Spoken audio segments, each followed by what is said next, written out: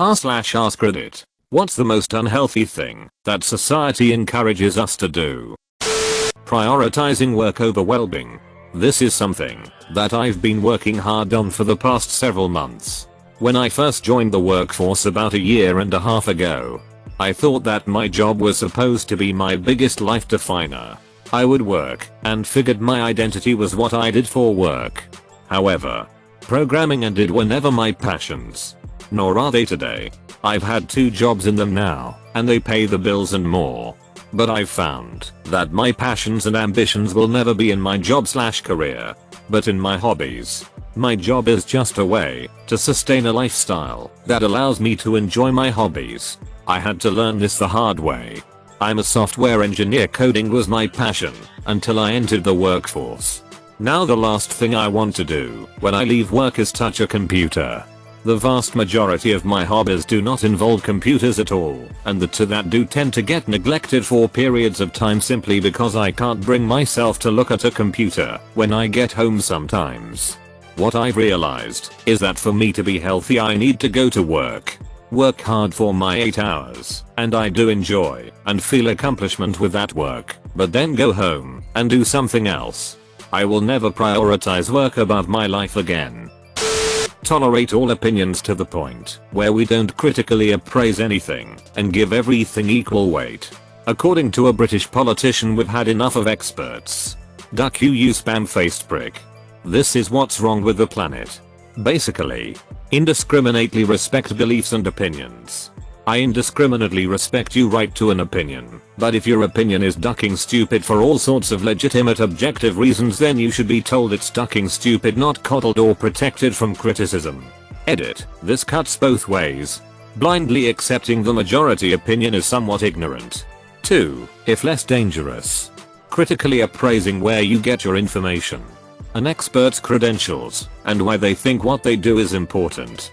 It's uncanny, or not, how often you'll find that the opinion held by the majority of experts is based on the weight of sound evidence though.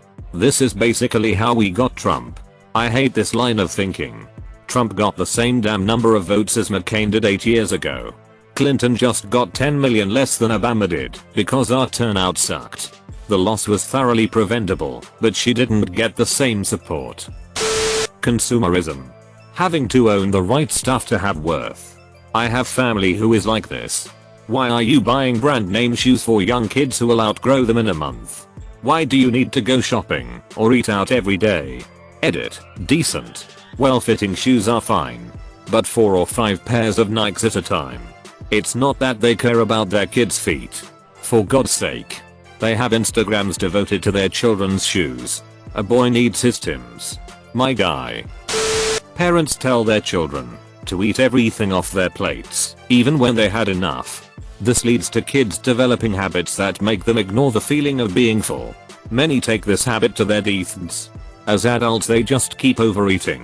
One of many leading causes of obesity. Edit. Very late edit. I just want to stress that the issue is not this simple, and much more in-depth discussion can be found below. With that said, I would also like to stress that plural of an anecdote is not data. Which means if something is not conforming to your experience, it doesn't mean it's false. Yes, you may have been told to eat everything off your plate and you're packing abs below your chest, but many didn't fare so well.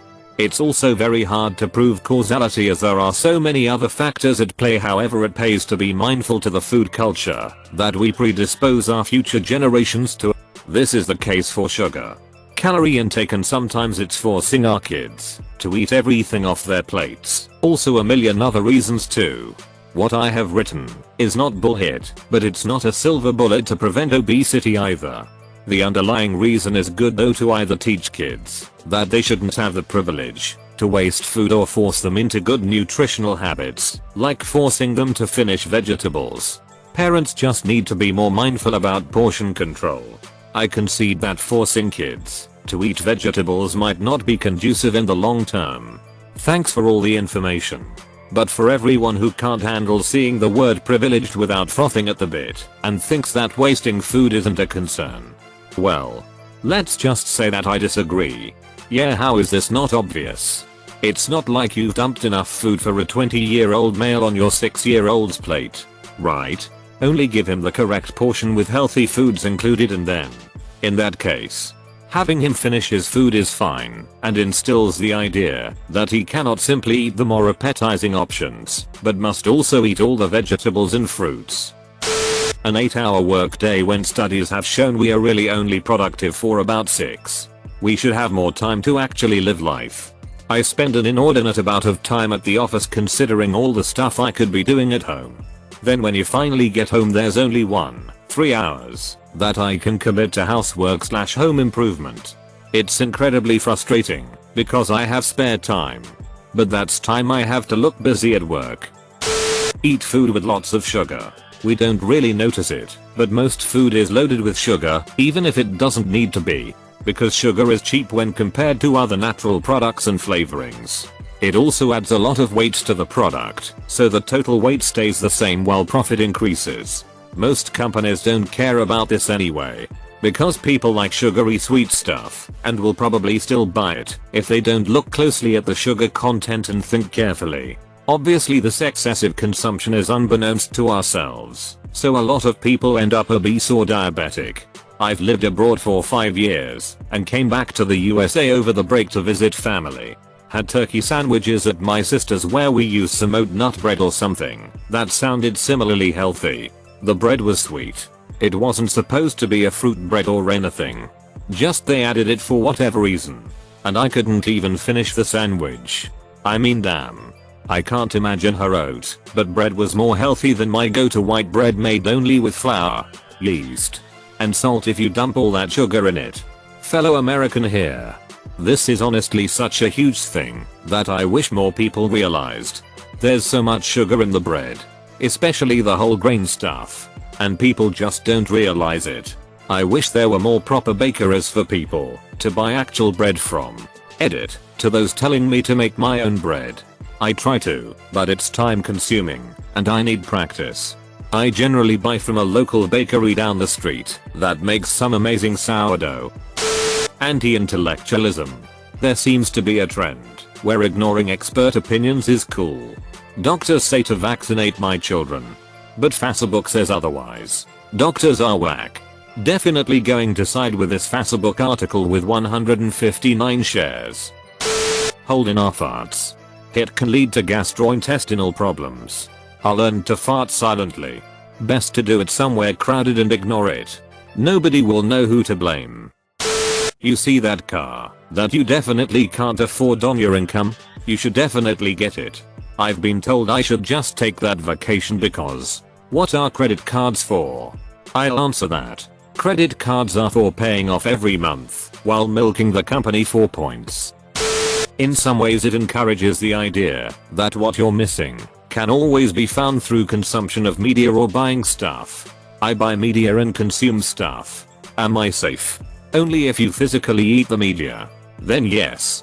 Also I realized I misread the question. Sharing everything we do publicly on social media. What amazes me is that so many people willingly reveal their daily itinerary, political opinions, Excel orientation, and God knows what else on social media. If government or police came knocking on our door demanding the same information that we give so freely, we would ask if they had a search warrant. The government doesn't actually have to spy on most of us because we broadcast every part of our lives on our own accord. Worship celebrities. Take the opinions of celebrities seriously just because they're celebrities. No. That celebrity knows jack hit about economics. Desk jobs, sedentary lifestyle. Not directly, but we aim more and more towards sitting job, engineers etc, and it's impacting us in ways that we can't even think. It's only bad if you have no other activity in your life. Yes. It's much easier to stay fit and healthy if you're constantly moving around. But having a desk job does not necessarily lead to an unhealthy lifestyle. It just enables one if you're not motivated to do anything else. Yes. I'm looking at you. Bob, you work on the second floor. Take the stairs sometimes. Unfortunately I can't find it. But I know I read a small study over the summer that said this isn't necessarily true. The point it made though was that outside of sleeping. You really shouldn't just sit and do nothing for 8 consecutive hours. It's bad for circulation in the heart. Mostly, I think they said getting up every 30 minutes-ish and taking a quick little 3-5 minute walk helps though. But I couldn't find the source. So, sorry, edit, earbuddy. I'm super stoked you guys have figured out ways to be a bit more active. Or whatever. Driving everywhere. The city I live in is not very pedestrian friendly and people drive everywhere. Even down the block because there are no sidewalks. I live in a major US city with good walkability and public transit. I have a car, but can get anywhere with the other two. I'm on the train as I type this. A lot of my friends live in the suburbs and drive everywhere. They are amazed how often I walk. Even in inclement weather. It's a little less than a mile to and from the train. I love it. I find it peaceful to just throw on some headphones and walk. Feel shame. Especially about X. This includes our orientation and X-ed assaults. In our culture, victims often feel more shame than the perpetrators. Children disclosing X-ed abuse is an ordeal for all parties because X is treated as ridiculously taboo and shameful, in itself a horrifying truth as to why many kids keep quiet and feel like they can't speak up. Think about how many adults shame and embarrass their kids about their first crushes. Demonizing X is a very unhealthy thing for society to do to its members. I think it's the most unhealthy thing. Demonizing X is a very unhealthy. I would totally duck a demon. I won't. Because I'm pretty sure demons are the kind of guys that take the form of some really hot women. Lure you in, and just as you get it going she pulls out a strap-on and bum ducks you. Be romantic in ways that are actually creepy and borderline repulsive. For instance, the movie trope of a guy basically forcing a kiss on a woman who has pretty much told him she can't stand him. Or never shown the slightest bit of interest. But this somehow pays off and wins her over. Watching old movies is hilarious for this reason. AMC constantly has a movie on where the lead female finds the lead male repulsive. But in the end he grabs her and kisses her and they're in love. It's like the lesson they were teaching was, even women who hate you will eventually fall for you if you force yourself upon them. Bond. James Bond. The two-party system in the United States discourages critical thinking on both sides of the aisle as people naturally gravitate to support whichever side is most like them, resulting in people developing personal identification with their party and its successes, as well as a natural reaction to disregard criticism as merely being some trick of the enemy. This breaks the politics. Party identification not only discourages critical thinking, it decides thinking for people. When embryonic stem cell research became an issue, nobody knew what it was and no one had opinions on it. Then GWB came out with his opinion on it. And suddenly half the country felt it was abortion and the other half didn't. People still didn't have any idea what it was. But everyone had an opinion. I really don't understand identifying with a party. Why should my opinions on gun control, national defense, taxes, abortion, social issues, etc. all be on the same side of a fence? Overeating. Plus restaurant portions are ridiculous. It's certainly not as bad as, say, sweet shops. But the American labor system encourages you to settle for a unchallenging position you're overqualified for, dissuades you from taking time off, and encourages a degree of competition with your colleagues that chips away at your respect for humanity. It almost seems purposefully constructed to retard personal advancement. I'm a strategy consultant who advises public companies. I have worked with chief hour officers on org/layoffs/ etc. Can confirm that some our organizations and other C-level folk deliberately construct culture/reward system/treat employees in a way that makes them deliberately neurotic/insecure/feel the need to overwork themselves. Always disgusted me. Greatest justice I ever saw was when one of the nastiest hours leads I've ever worked with got sacked out of the blue by the CEO, whom this person thought was their best friend. Snakes eat snakes. But yeah, don't ever believe ours is your friend. To be fair, I have worked with some very humane, very good our people too. So they're not all monsters. Always thought human resources was a creepy, dystopian phrase. For men. bottle up our feelings. Men are known to be fearless and tough in the eyes of society. But we are just as fragile as anyone else deep within our hearts, which can drive us suicidal when it reaches critical points.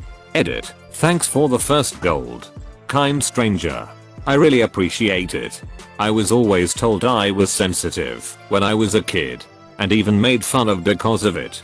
My stepmother was even overheard saying I would turn out gay while her and my father were watching old vacation videos because of it. I was late bloomer for confidence, go figure, and a virgin till I was 23. But I found an amazing woman to be my wife and all is well now. She says I'm just enough woman for her and she's just enough man for me. To me it seems like much of society puts an emphasis and importance on getting married or starting a family either during college years or shortly afterwards, which I see as a bit of a ball and chain from being able to forward yourself in any career you may be looking at. Ducking like and subscribe.